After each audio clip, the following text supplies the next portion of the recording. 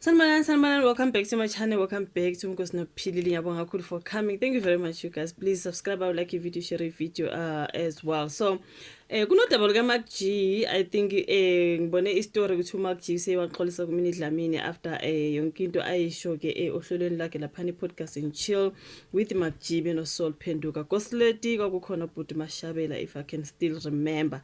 So ke itrende kakhulu indaba kaMark G noMinnie Dlamini lokho akusho ngomini ukuthi kungani angagcina abantu besilisa uma bexoxisana laphana during the podcast. Mark G wasethi mhlawumbe ke inanazi yakhe inokunuka. This is what he said, and it was dragged for that, guys. Was dragged ukuthi akakhulumanga kahle, and ngempela awayengazange akhuluma kahle ngomunye umntana. So ya trend indaba kaMark G and all that. Into engithanda ngobhuti be-podcast engichile ukuthi no matter what they are going through bazoqhubeka ngomsebenzi angathi nothing has happened. Sikhulume baqhubekele ngomsebenzi into kanjalo. But ke finally namhlanje ngibone ukuthiwa ke uye waxolisa kuMinnie Dlamini.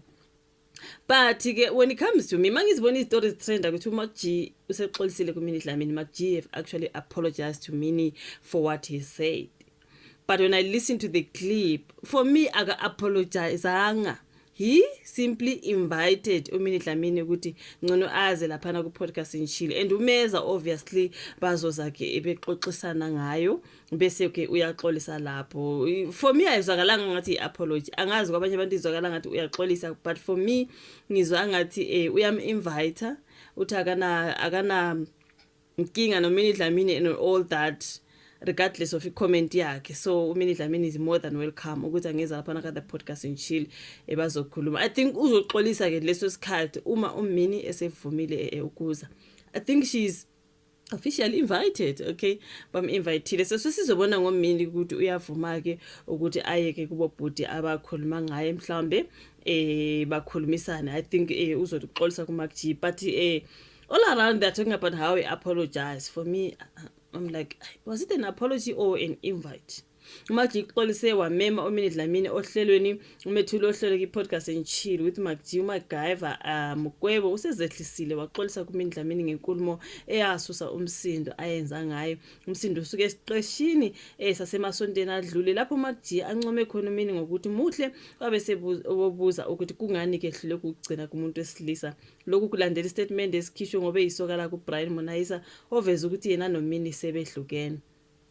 Yasuka ke lapha indaba ukuthi hawu uMinnie usehlukene noBrian Monaisa, kanti why bengalasti, why njalo uMinnie akakwazi ukugcina uyindoda. Yila kwaphuma ke le comment.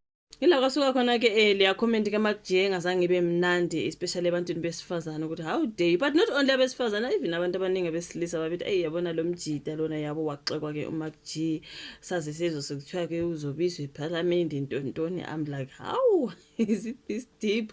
Bafethu ukuthi sengaze bizwe eParliament ukuthi akazoyikhulumela because kwathiwa it is GBV ukuthi ukhulume kanjalo ngomunye umuntu enkundleni zokuxhumana umehlisa isithunzi nayo yonke into bafethu. So Mark G wajobela ukuthi mhlambe kukhona okungahambi kahle ngoMinnie, wathi mhlambe inanazi yakhe yanuka. Esiqeshini ke sangomsombuluko ntambama uqale ngokubonga abantu uMark G abamesekayo abamesekeyo mhlambe kulamasonto adlule, wathi baningi abathandaza ukuthi akawe.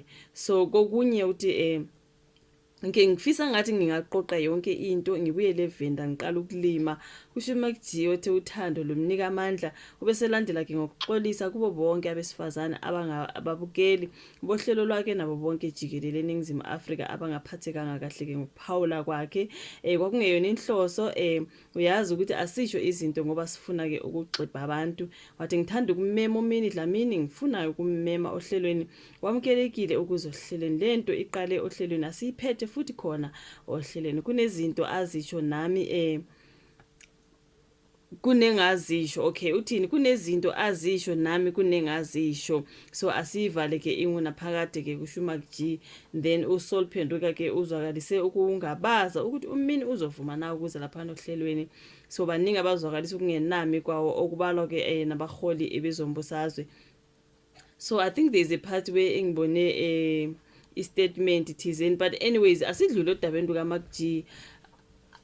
Let's hope, I'm just saying, let's hope and pray ukuthi uMinnie will honor the invite afike laphana bese ke baxolisana eye to eye into kanjalo, because for me okay uxolisile yeah, but for me I think invitele ukuthi bezohlala phansi bakhulume ngayo bese ke uyamxolisa face to face. This is what I think, but big ups to Magji bafethu. Into engichazayo ukuthi every time nje whatever he's going through umsebenzi wona uqhubekela phambili. I always see people saying Magji is uncancelable, and I believe it. He's uncancelable, this guy bafethu. I would really like for him to apologize face to face kumina. Singathi mina ngavuma ukuza since simzwile no usoliphenduke solo ukuthi umini ukuthi uzoza.